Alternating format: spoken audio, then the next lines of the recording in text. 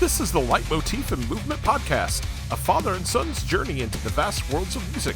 I'm your host, Mike Ficklin, and joining me on this epic musical journey is my son, Michael Ficklin. This show is dedicated to the discussion of music and introducing Michael to music from the past and present. We discuss music mainly from the genres of rock, hard rock, and heavy metal.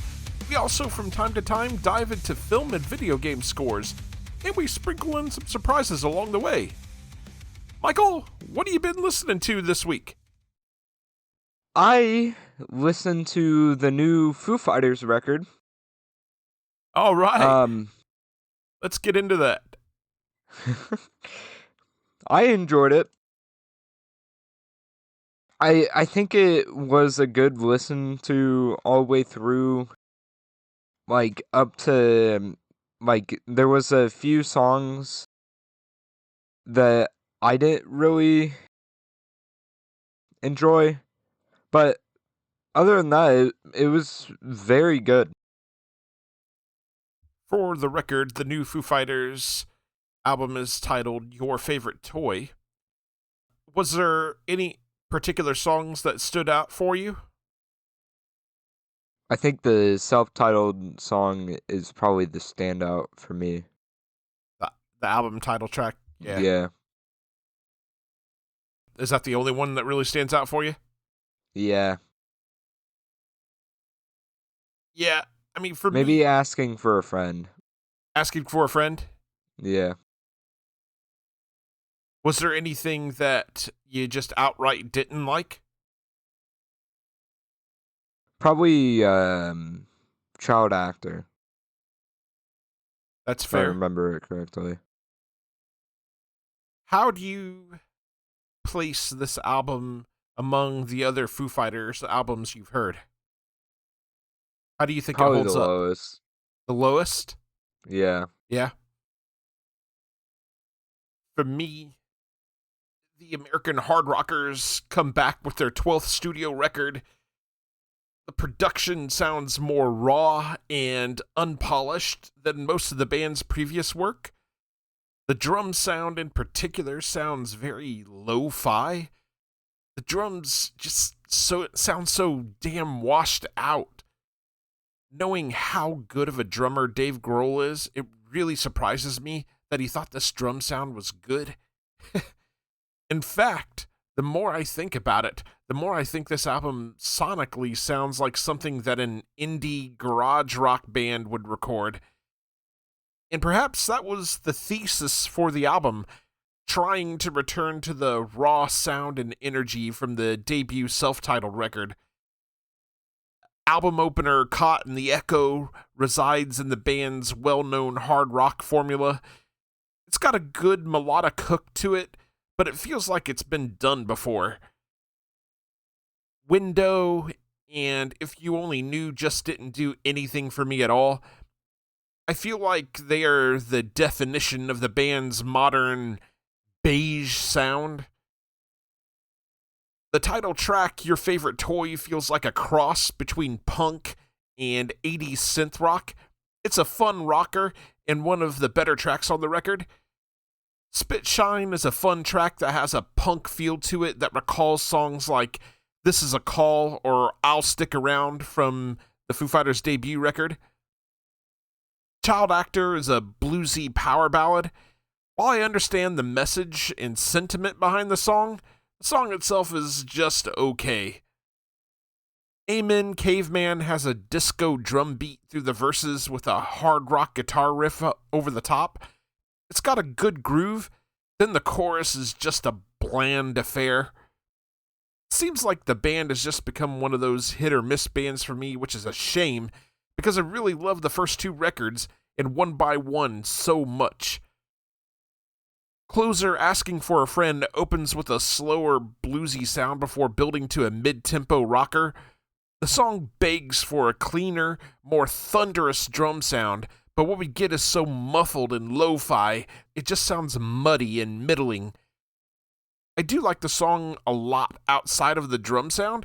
It's got a good groove, and when it picks up steam briefly, I want to headbang to some thundering drums and crashing cymbals. They just aren't there. I keep hoping that the band's going to find its teeth again, but they keep disappointing. And I would agree with you. This ranks pretty low on my list of all-time Foo Fighters records. What else you been listening to? The album that I've been hyping up for the past couple episodes. The new Seven Dust record, One. I enjoyed this a lot. Yeah, I think I've heard you listening to it quite a bit. There is a couple of songs that I could probably do without. But I gotta say, I've enjoyed this way more than their 2020 release, Blood and Stone. Yeah. Did you feel like this was a return to form for Seven Dust? I think it's progress. Yeah. A decent amount of progress. Any particular favorite songs? I think the standout one is the lead single for the album, which was Is This the Real You? Yeah, that's a really good song. Really good song. It has a good hook. It does. Where would you rank this among the Seven Dust records that you've heard? I think it would be...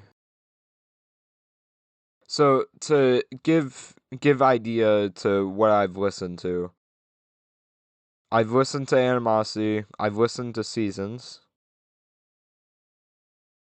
And you've heard Blood and Stone, apparently. Yes. And I've also...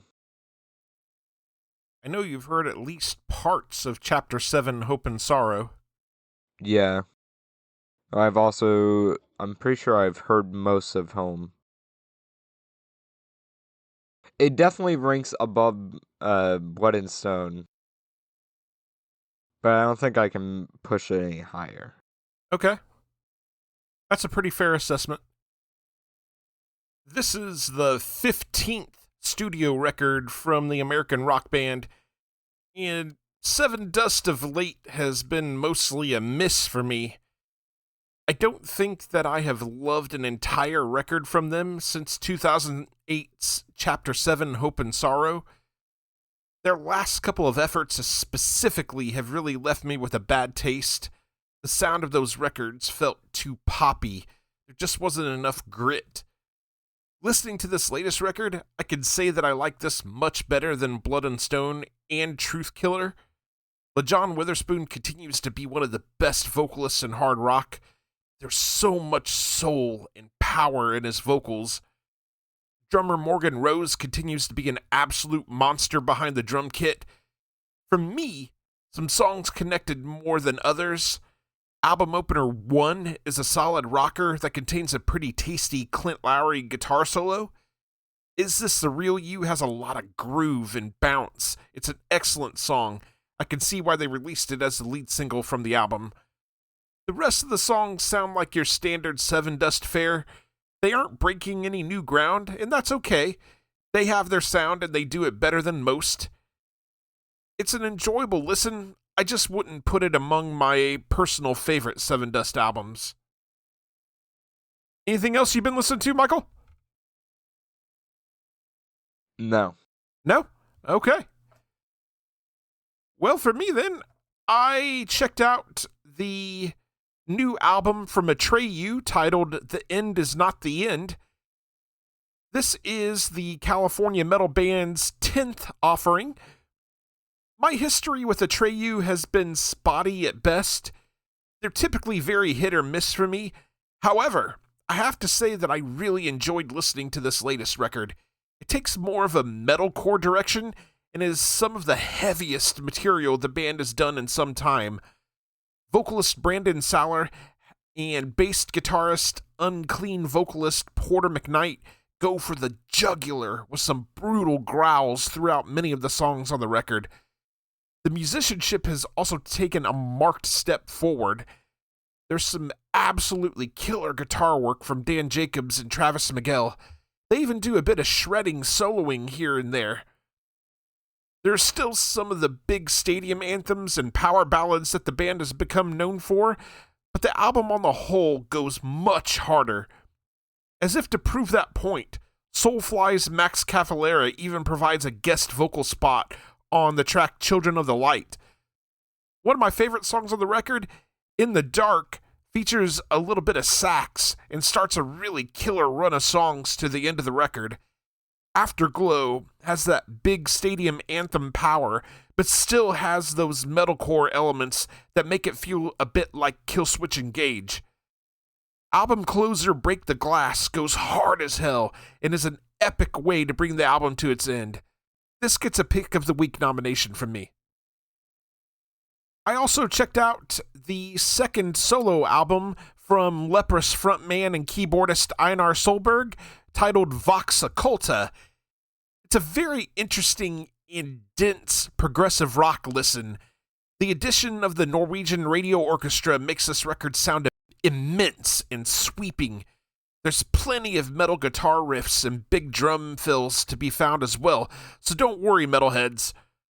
Einar even breaks out some growls in songs like opener Stella Mortua and title track Vox Occulta. I think that's the first time he's done that since Leprous's 2015 record The Congregation. As expected, he shows off his immense vocal range all throughout the record, including that stunning falsetto.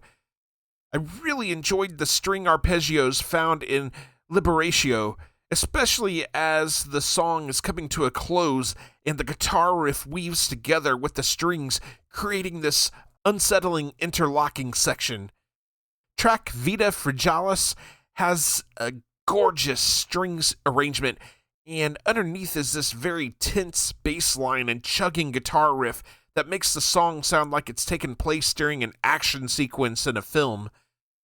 Blasts of horns can be heard during this section as well. It's very cinematic. At no point does the sound of the rock band make the orchestra take a back seat. Rather, the rock band always seems to be mixed underneath. The orchestra isn't there to be a guest star, they are the star. Track Grex is a very emotional and gorgeous song. The strings make it feel warm, and they just tug at your heartstrings. There's a terrific bluesy guitar solo on this one as well. As the song reaches its epic and emotional climax, Einar unleashes the growled vocals again. Absolutely epic song. This album is a simply beautiful journey. It gets a Pick of the Week nomination from me as well. I also checked out the fifth and final EP, and actually the final release ever, from the legendary Brazilian heavy metal band Sepultura, titled The Cloud of Unknowing. The band's calling it a career once their farewell tour wraps up later this year.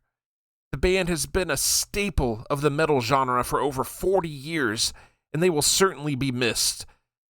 While I would have liked a full album to be the final release of these titans of metal, I still appreciate that we got the 4 songs we did get.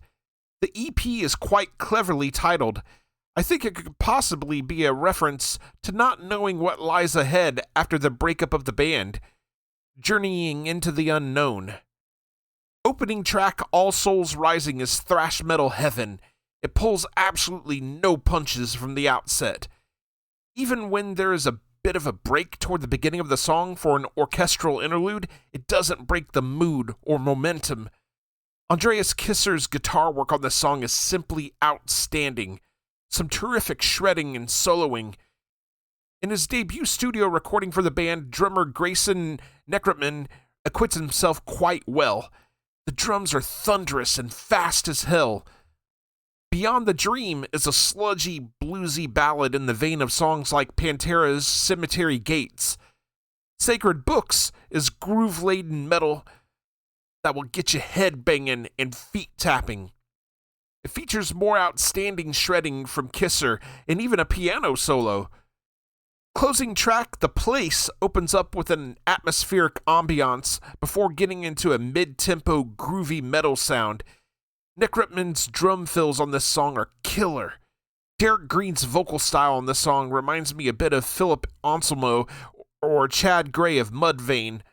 The song does pick up the pace in the chorus and becomes more thrashy.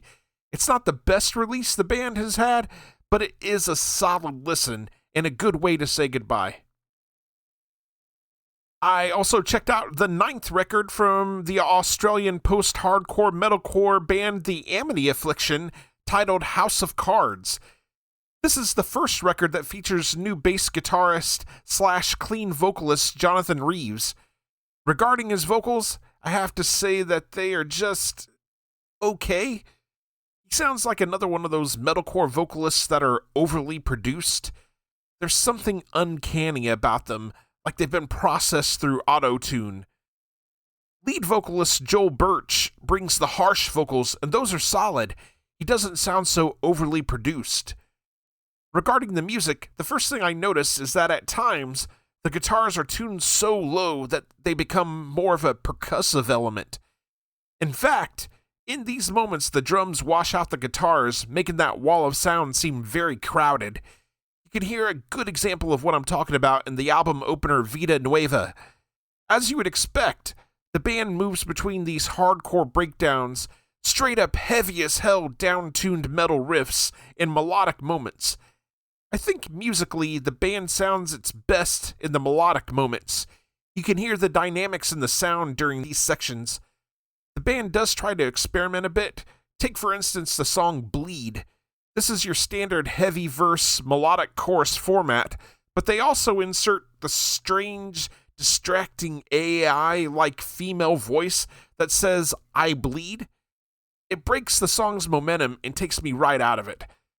I did enjoy my time with the album on the whole.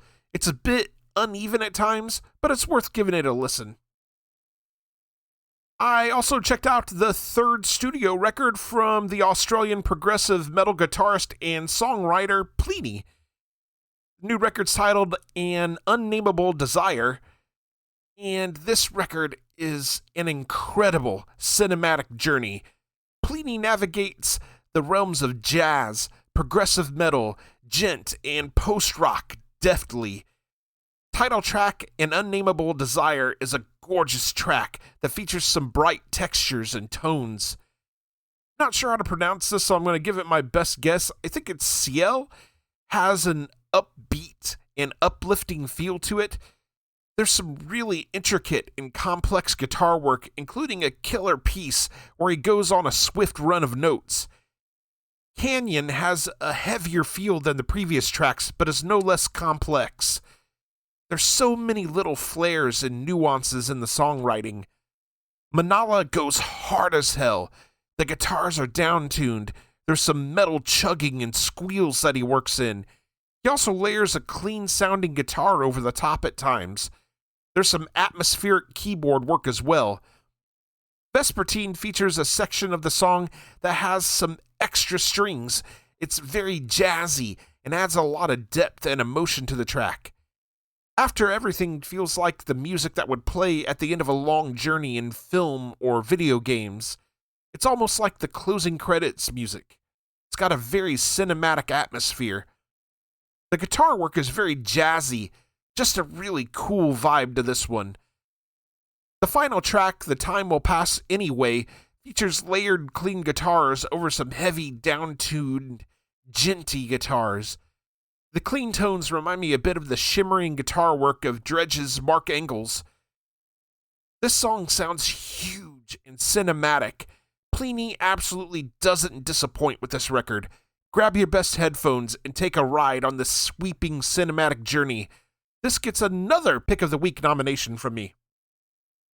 Oh, and fun fact, this album was mastered by Adam Nolly Getgood, the former bass guitarist for Periphery.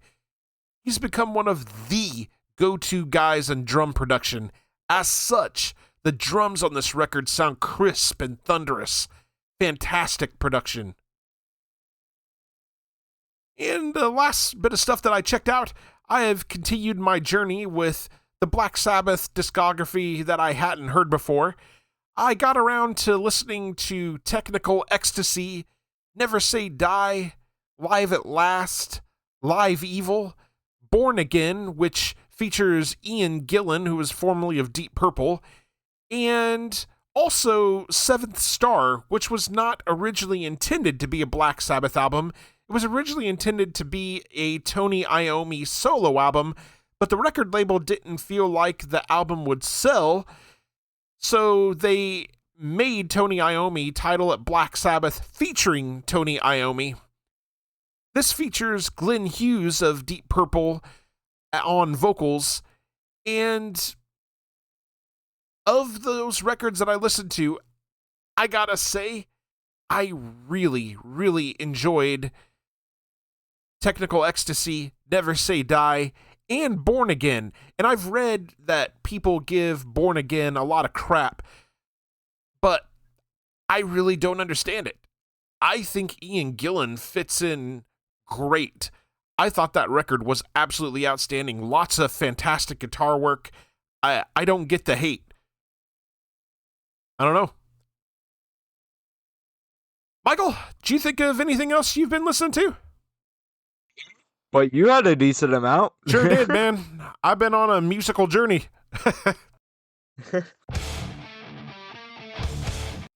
All right. So now we'll move into the art of discovery. This is our segment where we take a listen to a few bands that are either unsigned or just not getting the love we feel they deserve. We've got a phenomenal selection of music for you this time around. We're going to kick things off with a blackened death metal band out of Norfolk, Virginia. This is Witchmark with their song Mating in Captivity.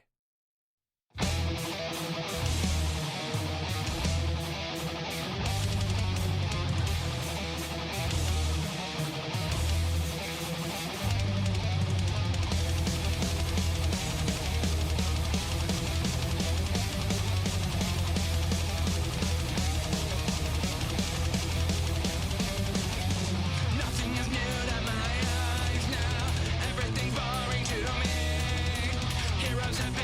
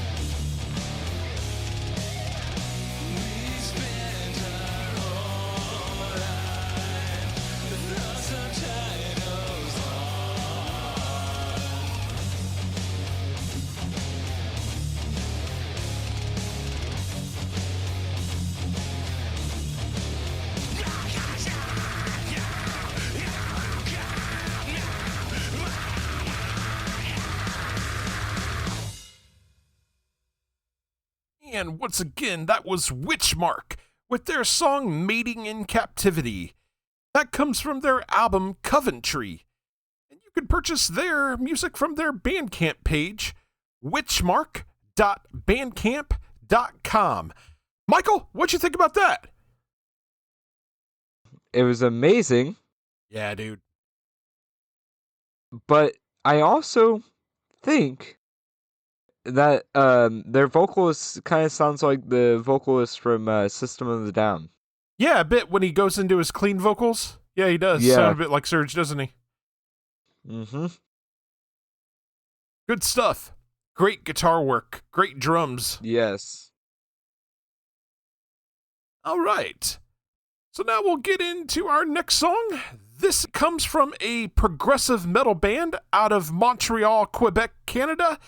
This is Chronochromie with their song Borrowed Time.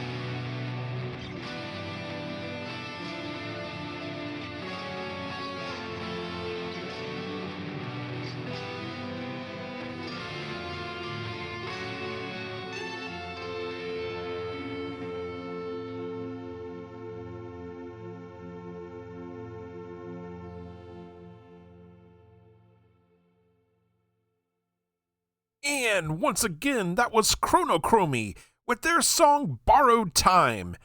You can purchase their music from their Bandcamp page, chronochromie.bandcamp.com. Michael, what'd you think about that?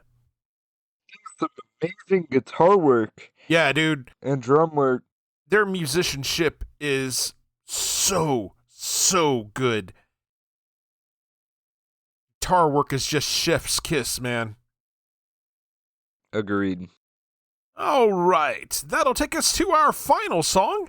This comes from a progressive metal band out of Berlin, Germany. This is Interia with their song Sushi.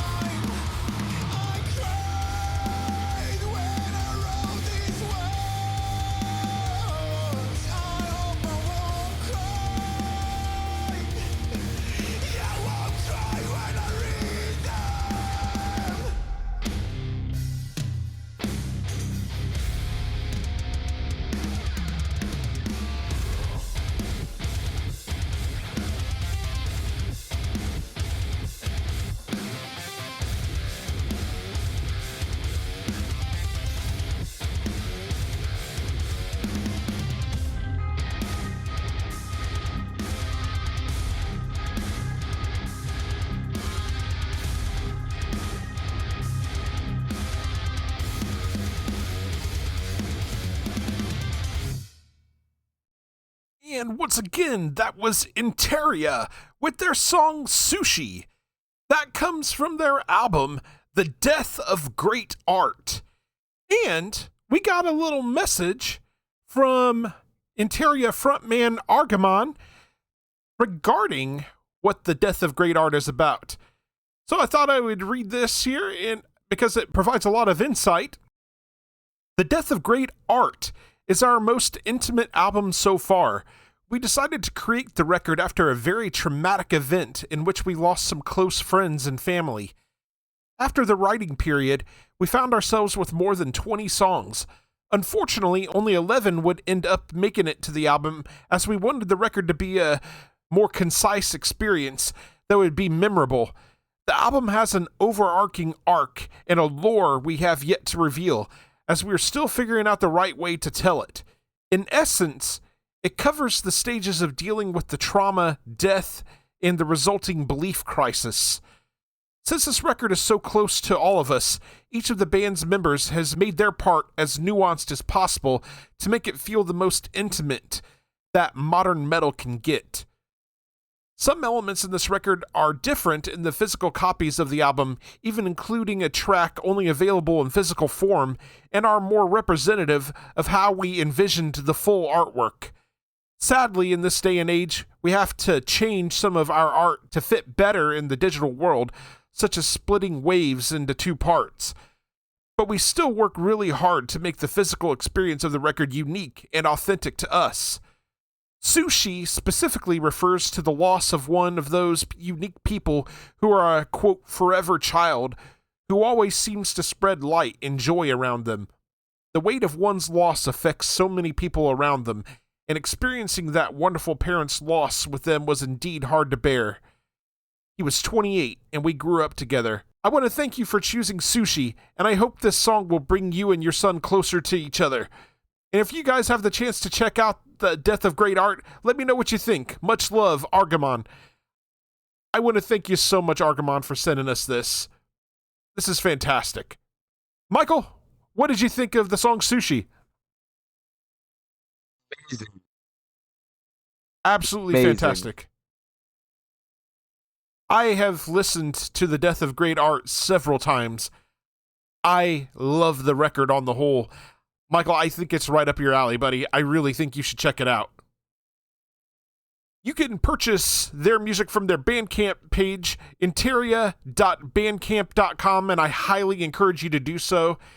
I think I am going to pony up and pick up one of the physical copies. Michael, do you have anything else? I do not. All right. Well, we want to thank all three of the bands that allowed us to play their music on our show today. If you would like to be featured in this segment, feel free to reach out to us via email at lightmovepod@gmail.com or contact us on one of our various social media platforms. If we dig what we hear from you, we would love to play your music on the show. All right, Michael, now we're going to get into our main topic. We're going to break down Led Zeppelin's 1973 release, Houses of the Holy. I've been really looking forward to covering this with you. Houses of the Holy is the fifth studio album by the English rock band Led Zeppelin, released on March 28th, 1973 in the United States, and March 30th, 1973 in the United Kingdom by Atlantic Records.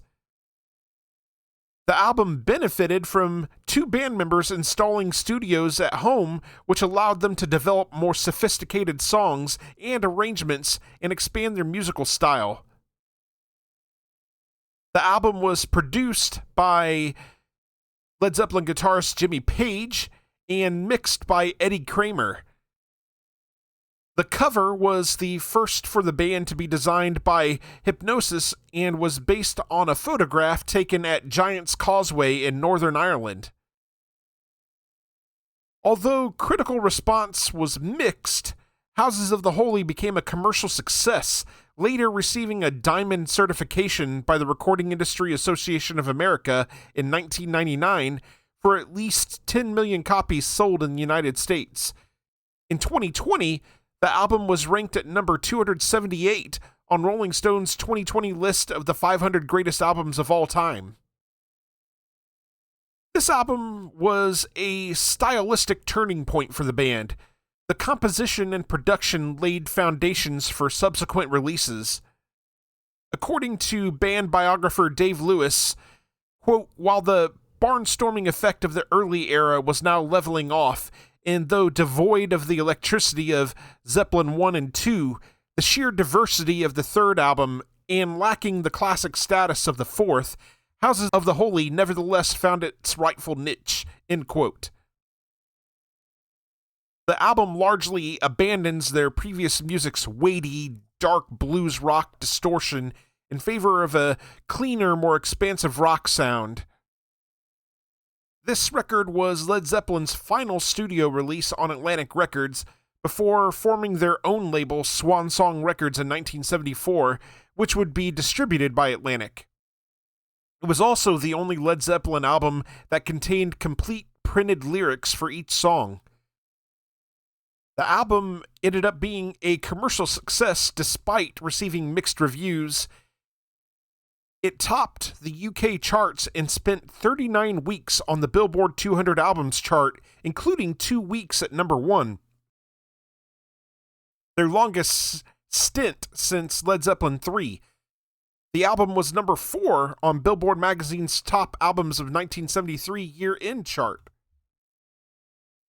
In 2003, Rolling Stone ranked it at number 149 on the magazine's list of the 500 greatest albums of all time. It was re-ranked at number 148 in a 2012 revised list, and re-ranked at number 278 in 2020. In 1991, Chuck Edie ranked Houses of the Holy 45th in his book of the 500 best heavy metal albums, writing that, as with the Byrds in the 60s and college radio in the 80s, the band forfeit hookage for janglage. Featured personnel on this record, we got Robert Plant on vocals, Jimmy Page on guitars and production, John Paul Jones on bass guitar, all except on no quarter, piano on, everybody pronounces this in a different way. I'm going to pronounce it phonetically, but I'll get into that when we actually talk about the song. He's piano on Dire Maker and no quarter, mellotron on the Rain Song, organ on Dancing Days, synthesizer on the Crunge and no quarter, synthesized bass on no quarter, and backing vocals on The Ocean, and John Bonham on drums and backing vocals for The Ocean. All right, Michael, with that little bit of background out of the way, let's go ahead and get into our track-by-track breakdown. We'll kick things off with track number 1. This is The Song Remains the Same. Michael, what you got on this? This has is insane. With that riff, it's instantly hooking and it drags you right in. Yes, sir. And the amazing drum work on this song is just outstanding. Also, vocals are outstanding also. But that riff is just what sells this song so perfectly as a great opener. Yeah, dude. Totally agree. This song opens up with an up-tempo guitar-picking riff from Jimmy Page. Page is just rocking on this song in general. His guitar work is stellar. John Paul Jones' bass line is killer, and it really helps propel the song forward. John Bonham's drums during this opening section have a jazzy feel to them. We then transition into a slower section, feels more bluesy. Plant's vocals have an ethereal, mystical quality to them. We transition back into the up-tempo section from the start of the song and get some more killer Jimmy Page guitar work. Bonham's drum fills are masterful. The layered guitar work on the song creates a massive wall of sound. This song has so much vibrancy and energy to it, an absolutely epic way to open the record. Jimmy Page originally wrote this as a complex, high-energy instrumental called the Overture. He intended it to be a purely musical introduction that segued into the Rain song. However, Robert Plant heard the track and felt it was too good not to have lyrics. He quickly wrote the verses, and the title was briefly changed to The Campaign before settling on the final name. Plant has stated that the lyrics are about the universality of music. Having traveled the world, he realized that no matter where you go, music is the common denominator that connects everyone. As he famously told NME in 1973, "Every time I sing that, I just picture the fact that I've been round and round the world, and at the root of it all, there's a common denominator for everybody." The song features a distinctively sped-up vocal track. This wasn't a mistake. Page and the engineers intentionally slightly sped up the master tape to give the track a more hyper and energetic feel, which contributed to its status as a legendary concert opener. Out of curiosity, Michael, what does Spotify say about this song? 46 million plays. Not bad. Not bad at all. But we do get lower. Oh, I'm sure we do. I'm sure we do. The lowest we get is like 17 mil. All right. Michael, anything else on The Song Remains the Same? I do not. Okay. So now we'll get into track number 2. This is The Rain Song. Michael, what you got on this? This is a bit of a slower song, but still amazing. I love that opening riff in heading into the vocals, you know? And the switch up right before the vocals. But I like how it slowly picks up throughout the song and adds different instruments. Do you agree? Oh, yeah. Yeah, that bit of ragtime piano we get, it's awesome. Amazing song, and it's at 84 million plays, which ranks this 4th on the record. What, you said it was 4th? Yes. Yeah, that's a lot of listens. I wouldn't have expected this one to have that many.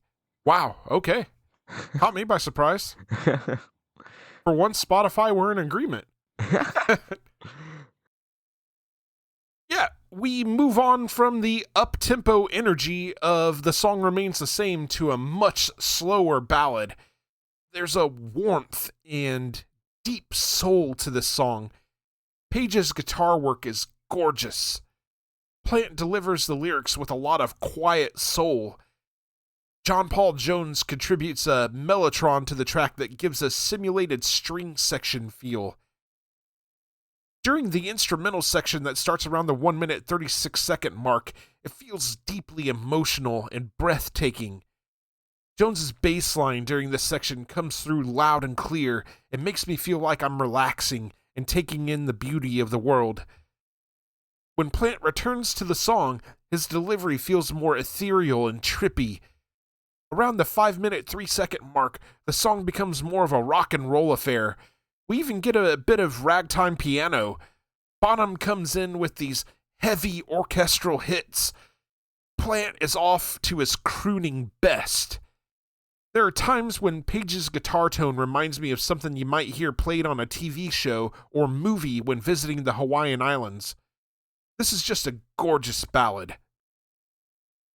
This song is essentially a musical rebuttal to George Harrison. According to legend, Harrison mentioned to John Bonham that Led Zeppelin never did any ballads. Jimmy Page took this as a challenge and wrote the ballad of all ballads. As a nod of respect, Page intentionally used the first 2 notes of Harrison's Beatles classic Something as the opening of the Rain song. It was a subtle wink to Harrison, showing him that they were listening. This is the song where the mellotron truly shines. John Paul Jones used it to create the lush, haunting string arrangements. However, Jones famously hated the instrument's reliability. He once called it a, quote, terrifying experience because you never knew if it would stay in tune or work at all. He eventually joked that he wanted to take the machine out to a field and burn it. To this day, Robert Plant often cites the Rain Song as his finest vocal performance. He felt he finally allowed himself to be vulnerable and move through the complete cycle of emotion rather than just relying on the power screams. Michael, do you have anything else on the Rain Song? No. Okay. Well, then we'll move on to track number 3. This is Over the Hills and Far Away. Michael, what you got on this? 180 million plays. Yes. This ranks the second. Such a great song, too. I love that opening acoustic guitar riff. Can you agree? Oh, yeah, dude. That acoustic guitar riff is so good. It's got that folky feel to it. Yeah. Good stuff. And the vocals and I don't even know what that instrument is. Or it's like a very tuned guitar. But I really like the vocals on this song. I feel like the standout is the vocals and the instrumental work throughout the song. It's just amazing. And it makes sense why this is so popular. Yeah, it's very well beloved. And I can agree with it. Absolutely love this song. I think this comes close to being my favorite song, if not my favorite. Really? Well, that makes my heart swell with joy, sir.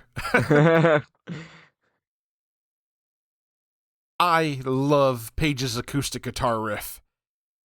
Plant starts out with a bit of a folky delivery. It goes right along with that folky acoustic guitar riff. Then the song proper kicks in. The guitars are again layered. You can still hear the acoustic work in the background while the electric guitar has taken the foreground. Plant goes into his iconic screamed vocal style. Jones and Bonham provide an excellent rhythmic backbone that carries us on the journey. The final 40 or so seconds of the song, there's some sort of synthesizer and guitar work that plays us out. It's mixed really low, like it's out in the distance. It's a weird, almost alien sound that breaks from the folk rock feel of the song. So, this song has a fun Tolkien connection. While not a direct retelling like Ramble On, the title is a nod to a traditional English poem and nursery rhyme from the early 1700s. Plant used his, quote, traveler's theme to channel his love for Tolkien and the idea of a journey. Jimmy Page recorded the intricate acoustic intro on a 12-string guitar. He intentionally left a few ghost notes and string squeaks in the recording to give it a raw, organic, folk-in-the-woods feel before the electric band explodes in. One of the coolest stories about the very end of the song, the fading out synthesizer and guitar chime, Jimmy Page has said he wanted the song to end like it was drifting away into the distance, representing the traveler disappearing over the horizon. I think he succeeded. Just a great song. I assume you recognize the name Tolkien, right? It sounds familiar. He is the writer of The Hobbit and Lord of the Rings. If you didn't know, Robert Plant was a huge, huge Tolkien fan. And much of his lyrics have some sort of Tolkien inspiration to them. Michael, anything else on Over the Hills and Far Away? No. Okay. So we'll move on to track number 4. This is The Crunge. Michael, what you got on this? I'm going to start out with saying this is the song that I said that had 17 million plays. I technically just gave it 8,000 more plays. It's at like 6 15 million plays, 999 too. so they're just Yeah. short. Yeah. But I disagree with Spotify. It deserves more. Yeah, it's a very different sounding song, which I guess I could understand if people didn't really like it because of that. But I think it provides variety to the record. I think it sound like you could make an argument that the guitar riff kind of could like relate back to the first song on the record. A Just little bit.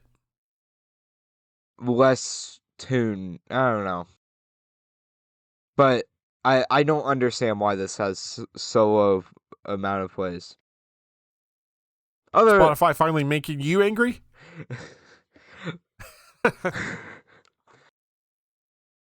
I disagree with Spotify. I'm not gonna go on a whole entire rant like you do.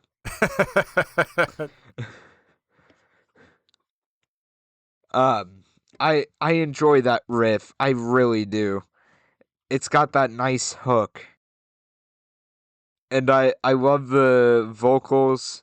And I love how I love how the drums and guitar kind of mix together pretty well. And I like the occasional chime in of I think some type of horn. I don't know what type of horn, but or like some type of instrument, other instrument. Yeah, it's like a synthesizer keyboard piece that's meant to sound like a brass section. This song opens up with the sounds of John Bonham and Jones laying down a really groovy rhythm. There's a lot of swing to it. Page's guitar work has a lot of funk in it. Plant's vocals are laden with a lot of soul and sensuality. There's some weird synthesizer keyboard work that you were referencing, Michael.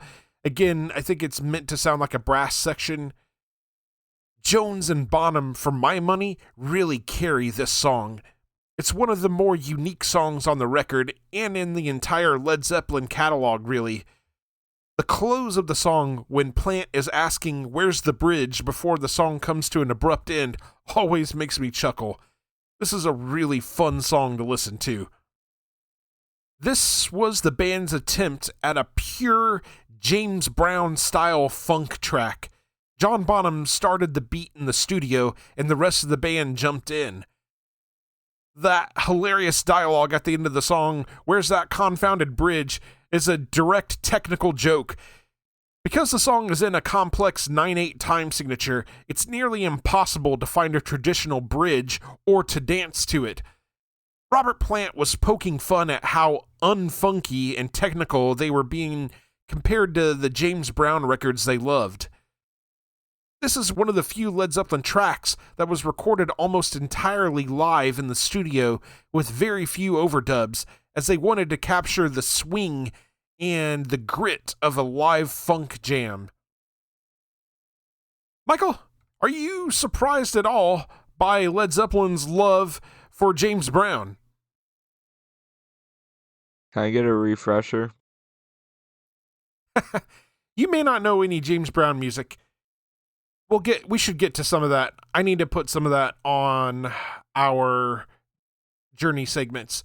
We'll get to it, okay? Okay. But he's a very, very influential funk singer, creator.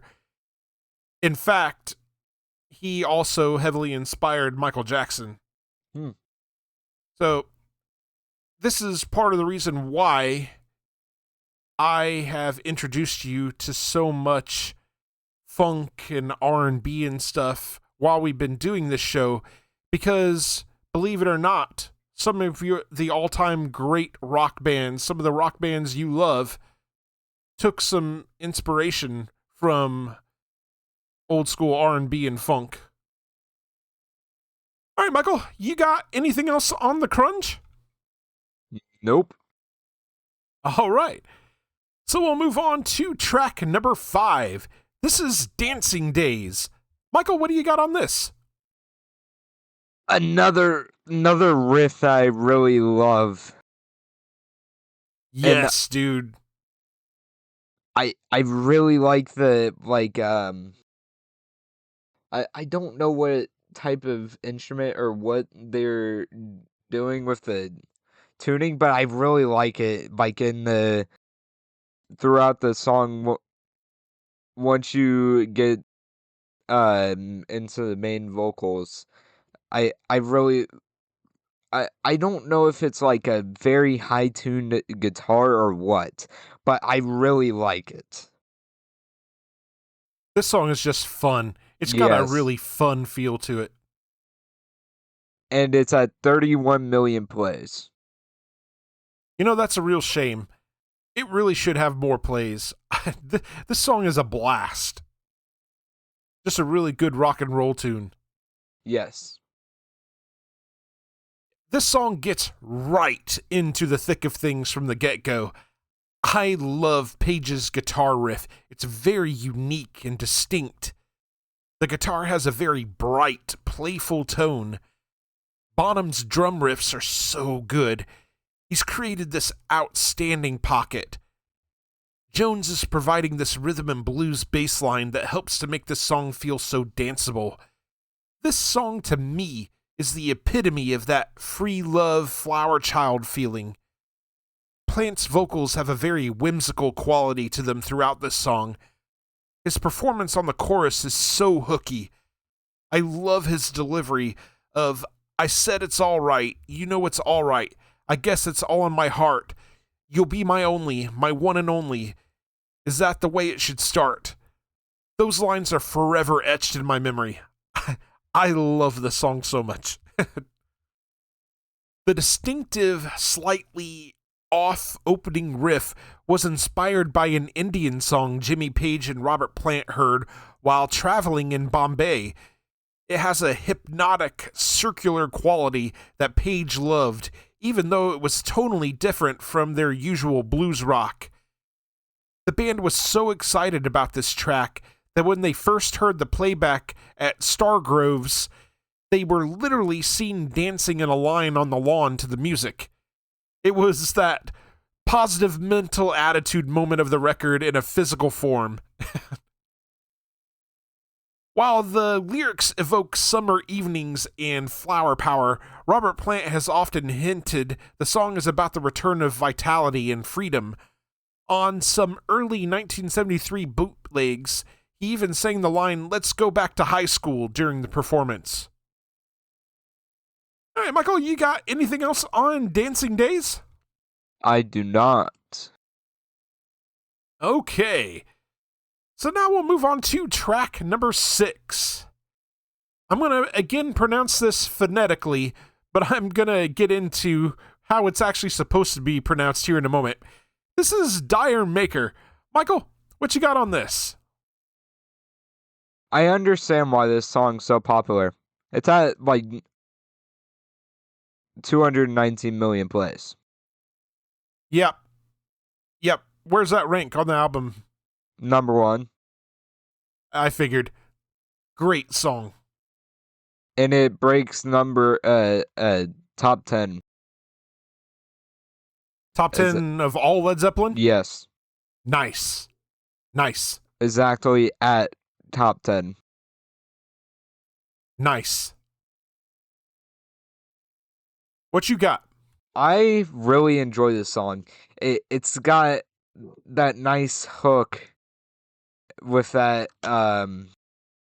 like nice and vibey like instrumental. It's just nice and vibey.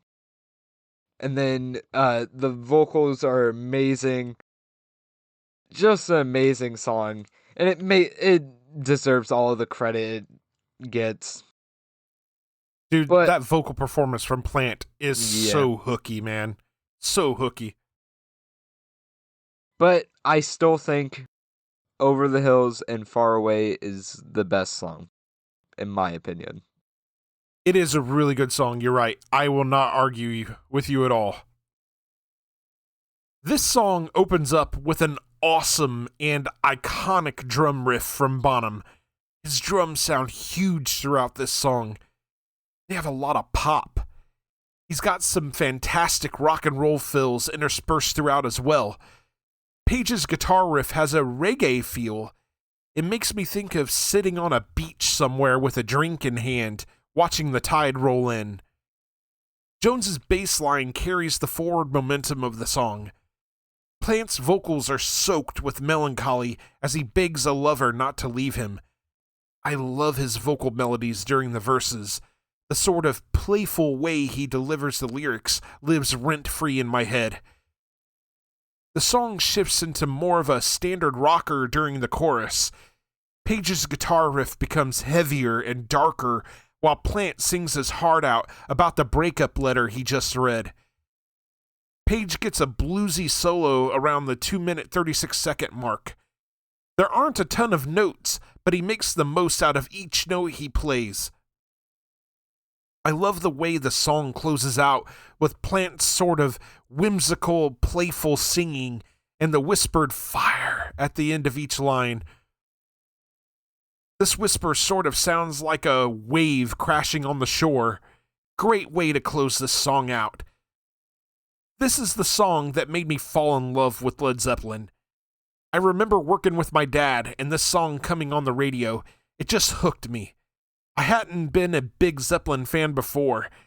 This song was my entry point and the beginning of my appreciation for them. The title is a play on a very old English music hall joke. Person A says, "My wife's gone to the West Indies." Person B says, "Jamaica," pronounced like, "Did you make her?" Person A says, "No, she went of her own accord." And this is why DJs often mispronounce it as "Dire Maker." They're missing the Cockney-style pun. So it's actually pronounced more like "Did you make her?" Like they're going to Jamaica, but it's done with the English Cockney accent. This track was the result of a haphazard studio jam. John Paul Jones and John Bonham actually hated playing it. John Paul Jones thought it was a half-baked joke, and Bonham famously found reggae beats boring. You can hear this in the recording. Bonham isn't playing a traditional reggae beat. He's playing a heavy rock beat over a reggae vibe, which is what gives it that unique Zeppelin feel. Robert Plant was the only member who truly loved the track and fought for it to be a single. He lost the vote for a UK release, but when it hit the US, it became a massive top 20 hit. Even Axl Rose later cited this song as the one that got him into heavy rock. Great tune. I will always have a soft spot for this. Michael, do you have anything else on this one? I do not.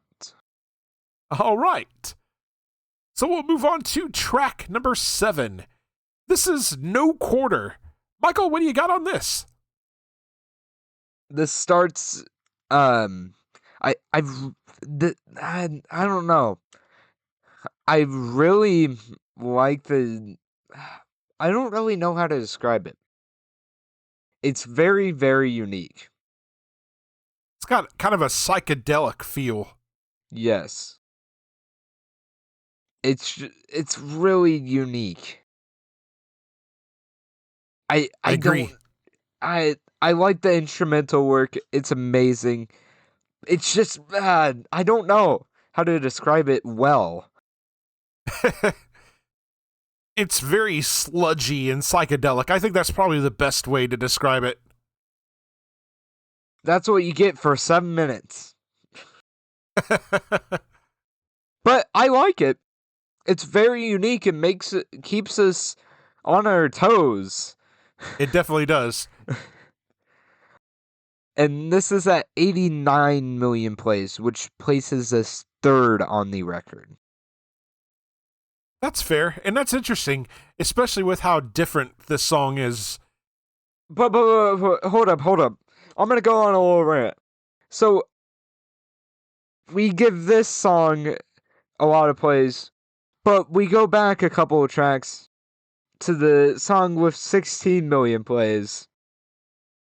That is just as, like, unique. And it doesn't get as much love. I give up.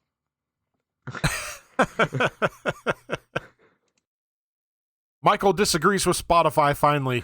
Yes! Nobody I won! Nobody said that I didn't disagree with it before. Listen, folks. Listen to the whole damn record. Please. I implore you. Well, they technically do. There's only a couple of songs. Not enough. What else you got? It's hard to describe stuff from that song.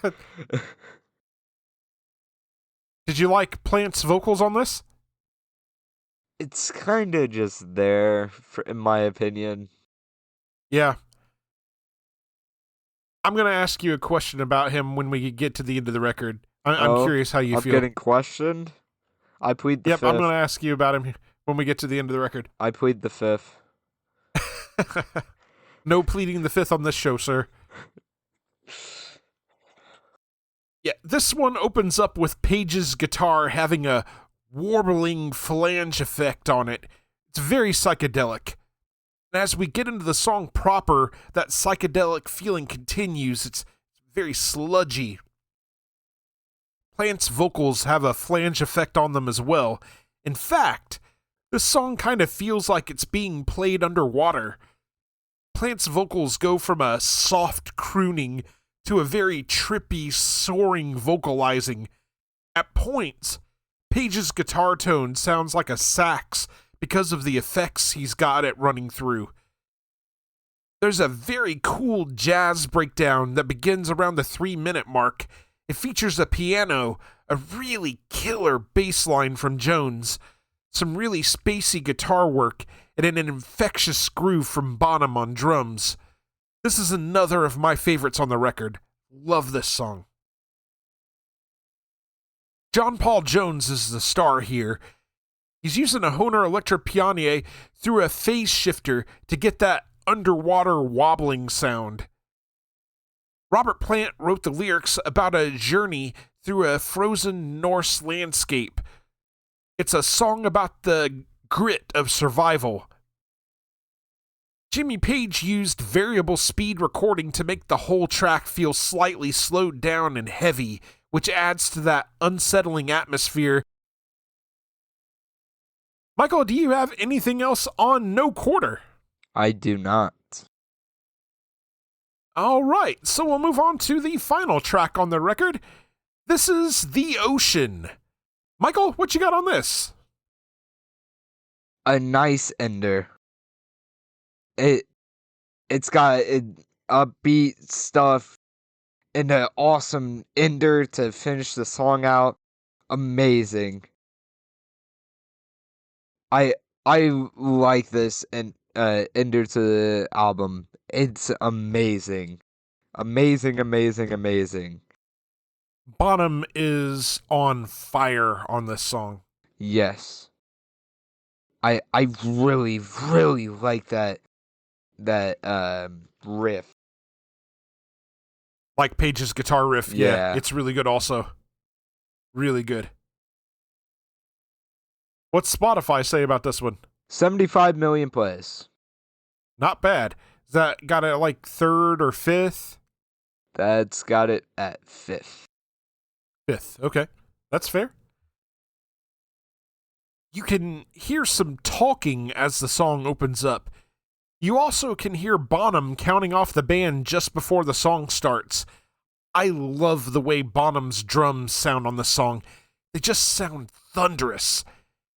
He's in this just killer pocket along with Jones and his bass line. Page's guitar riff on this one is one of my favorites on the entire record. The song has groove for days. Plant is at his best on this, putting all of his trademark upper register into this one. The sudden transition at the 3-minute 17-second mark seems to come completely out of nowhere. It becomes more of a rockabilly style song. Jones's bass line is so infectious during this section. Page gets in some very bright guitar licks. Bonham's got this really fun, upbeat drum pattern going. Phenomenal album closer. That talking you're hearing with Bonham's famous counting 1, 2, 3, 4, followed by a strange little squeak. That squeak is actually his bass drum pedal. They decided to leave it in because the vibe of the take was too good to fix. The main riff has an extra half beat at the end, making it a tricky 15/8 time signature. It shows that even their stadium rockers were incredibly complex. The ocean isn't the sea in this case, it's the audience. Robert Plant wrote it as a thank you to the sea of heads he saw from the stage during their massive 1972 tours. Michael, do you have anything else on the ocean? I do not. Okay. So now we will get into our overall album ratings and our final thoughts. Michael, let's get your final thoughts and your rating out of 5. I really, really enjoyed this record. I believe it deserves a 5 out of 5. I really, really enjoyed this. 5 out of 5 from Michael. Out of curiosity, Michael, did you like this record better than you liked Led Zeppelin 2? Yes. A little bit more meat on the bone on this one, right? With yes. all the variations in sound? Yeah. It's a really good record. For me, as I previously mentioned, Houses of the Holy is the album that made me fall in love with Led Zeppelin. Sure, I'd heard songs like Whole Lotta Love, Stairway to Heaven, Black Dog, and Kashmir before, but none of them really resonated with me when I was young. My appreciation for Zeppelin started with Digimaker. There are so many great songs on this record that are eternally seared into my memory, such as the aforementioned Digimaker, Dancing Days, No Quarter, and The Ocean. For my money, the band is at its absolute creative peak on this album.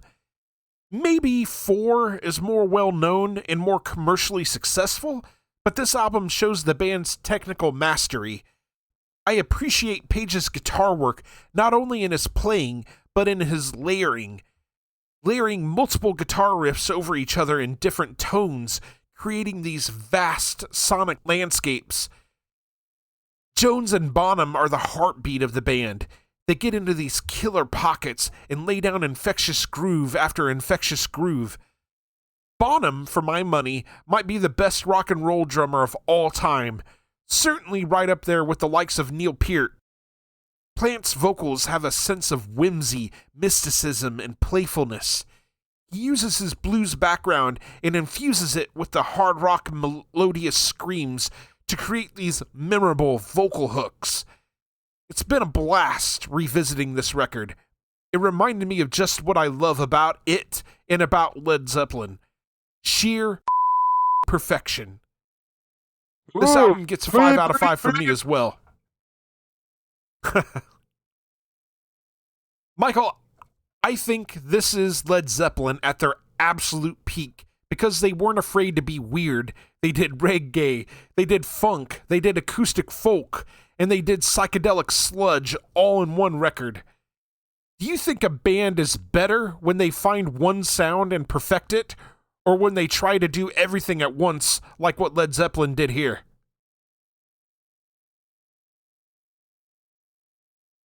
There's no right or wrong answer here, buddy. It caught me off guard. I wasn't expecting.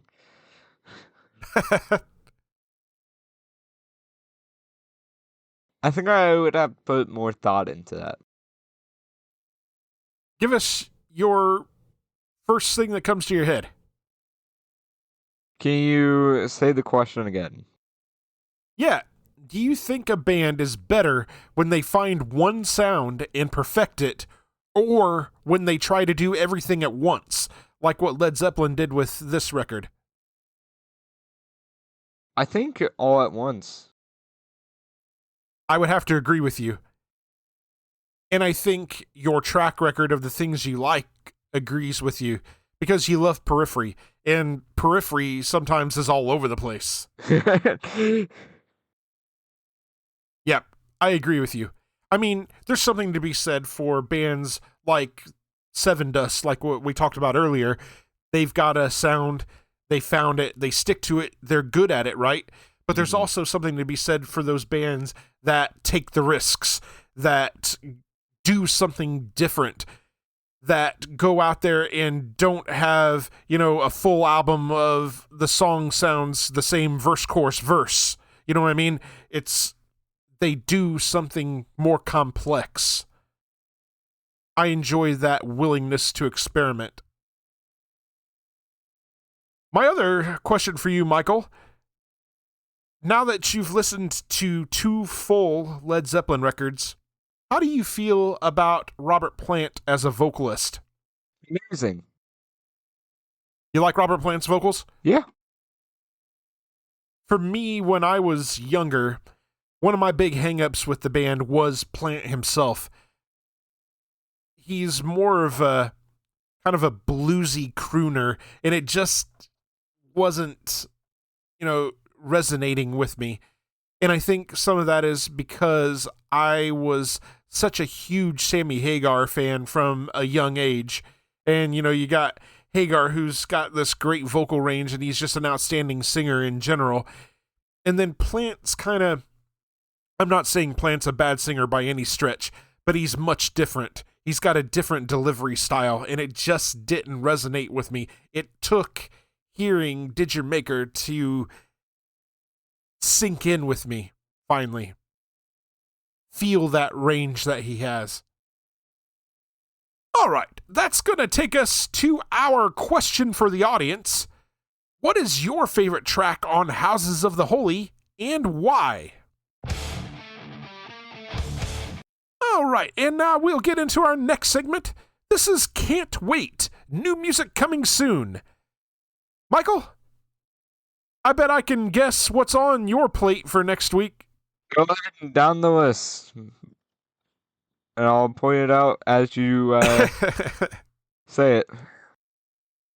So, coming out for me over the next couple of weeks, on May 8th, the Black Veil Brides release Vindicate, and since we're recording this on May 9th, that actually came out yesterday, so I haven't got a chance to listen to it yet, but I will definitely be listening to it this week.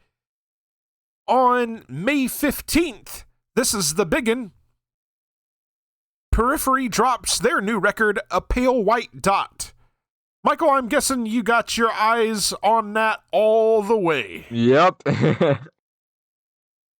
Can't wait to talk about that with you.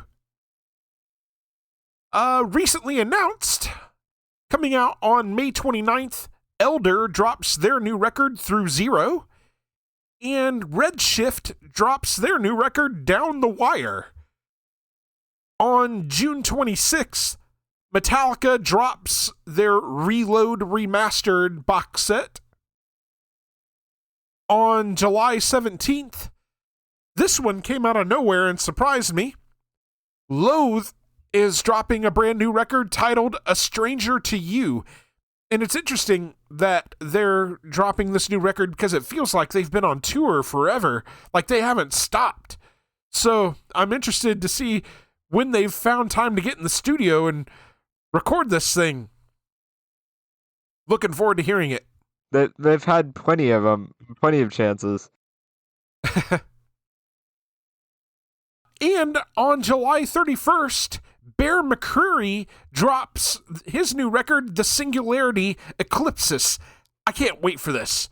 This was the original Singularity was among the nominees for my favorite albums of the year a couple years ago.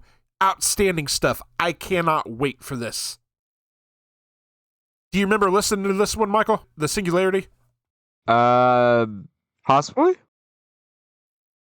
Apparently it didn't resonate with you like it resonated with me. All right. Anything else on this, Michael, before we move on? Nope. Okay.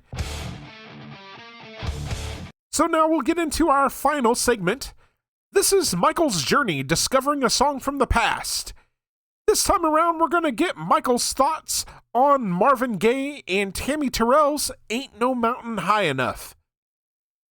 This was a song that was written by American singers and songwriters Nicholas Ashford and Valerie Simpson in 1966 for the Tamla label, a division of Motown.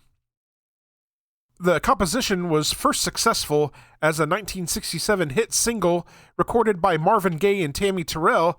It became a hit again in 1970 when recorded by former Supremes frontwoman Diana Ross. British soul singer Dusty Springfield wanted to record the song originally, but Ashford and Simpson declined, hoping it would give them access to the Detroit-based label Motown. And this was prior to Ashford and Simpson joining Motown. As Valerie Simpson later recalled, quote, "We played that song for her," referring to Dusty Springfield, "but wouldn't give it to her because we wanted to hold that back. We felt like that could be our entry to Motown. Nick called it the golden egg," end quote. Marvin Gaye and Tammi Terrell recorded Ain't No Mountain High Enough in December 1966. The session marked their first together. This original 1967 version of Ain't No Mountain High Enough was a top 20 hit. According to record producers, Tammi Terrell was a little nervous and intimidated during the recording sessions because she did not rehearse the lyrics. Terrell recorded her vocals with producers Harvey Fuqua and Johnny Bristol, who added Gaye's vocal at a later date. Ain't No Mountain peaked at number 19 on the Billboard pop charts and went to number 3 on the R&B charts. Billboard's original review of the single stated, quote, "Chalk up another pulsating fast smash for Gaye with his new partner Tammi Terrell. The electricity of the duo combined with the blockbuster rhythm material grooves all the way," end quote. The track has hit 7 times platinum in the United States, selling 7 million copies. It's crazy. Featured personnel on this track, it's Marvin Gaye and Tammi Terrell, of course, on vocals, and instrumentation provided by the Funk Brothers and the Detroit Symphony Orchestra. And Michael, with that little bit of background out of the way, let's get your thoughts on this track.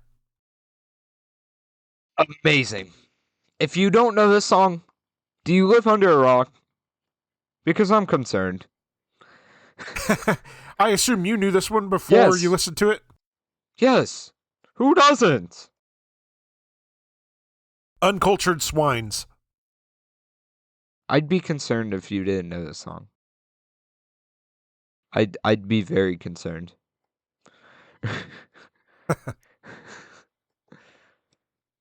What you got on it, man? It speaks for itself. Let's just say one thing. Almost 1 billion play. 1,872,357,000. Inching close to 2 billion plays. That's a testament to how great this song is. I don't think I need to say much more. I don't think there is anything that I can say. Other than I know Insta-playlist. you love Marvin Gaye already. What did you think about his duet with Tammi Terrell? Amazing. Amazing, amazing, amazing, amazing, amazing. I'm glad you like this song. This is one of my favorite Motown songs ever, man. Great song. I don't think there is a mountain high enough. The opening notes of this song might make this one of the most instantly identifiable songs of all time. I have never hidden my love for the soulful vocals of Marvin Gaye. Pair this with Tammi Terrell's equally soulful vocals, and you get an absolutely legendary song. There are hooks on this song for days. Listen to the way that Gaye opens up with his delivery of "Listen, baby," Ain't no mountain high, ain't no valley low, ain't no river wide enough, baby. Yes, I broke out the singing. There's so much warmth, heart, and soul in that delivery. You believe that Marvin would indeed be there for you through thick and thin. He's a friend or a lover that you can rely on. Terrell's heartfelt delivery of "If you need me, call me," no matter where you are, no matter how far, is equally warm. It's a terrific response to Gaye. Then there's the terrific dual delivery of the chorus. Gaye and Terrell deliver perhaps the most memorable vocal hook in Motown history. Musically, the Funk Brothers work with the Detroit Symphony Orchestra on this one. Those opening jangling notes are simply iconic. There's a terrific rhythm and blues bass line that runs through this song. The strings section remind me of big band music. The drum work is also fantastic, working with the bass line to create a danceable rhythm. I love this song so much. And the fact that Gaye and Terrell recorded their vocals separately and that they were able to use editing and production skills to make it sound like they were in the same room working off of each other, absolutely fantastic. Michael, let's get your rating out of 5 on this. 5 out of 5. There's no other explanation. Easily. Yeah, there is no extra explanation.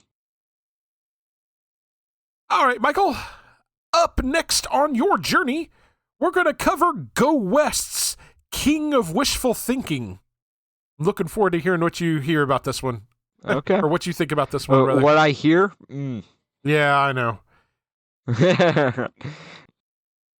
And for our next episode, we're going to be discussing Metallica's 1986 release, Master of Puppets. And with that said, we want to hear from you. We will read your emails and messages on the show. We have only one request. Keep them clean. There's several ways to contact us. You can email us at lightmovepod@gmail.com. You can also reach us on several social media platforms, such as Facebook, Blue Sky, Instagram, and Threads. Details on how to connect with us are in the show notes. We are part of the SPDM Crew Podcast Network. Check out all of the podcasts on the network by visiting spdmcrew.com. If you like the show, subscribe to us on your favorite podcasting platform and share with your friends and family. We're available on Spotify, Apple Podcasts, iHeartRadio, and a variety of other platforms. We're also on YouTube. Can't find us on your chosen platform? Shoot us a message and let us know. Leave us a 5-star review on Apple Podcasts. This helps us be found in the algorithm. Make them good and we'll read them on the air. Are you in a band and you'd like for us to check you out and possibly drop a recommendation on the show? Shoot us a message. We'd love to check you out and give you a shout. We'd like to thank you very much for listening to the Leitmotif and Movement podcast. Take care and enjoy music.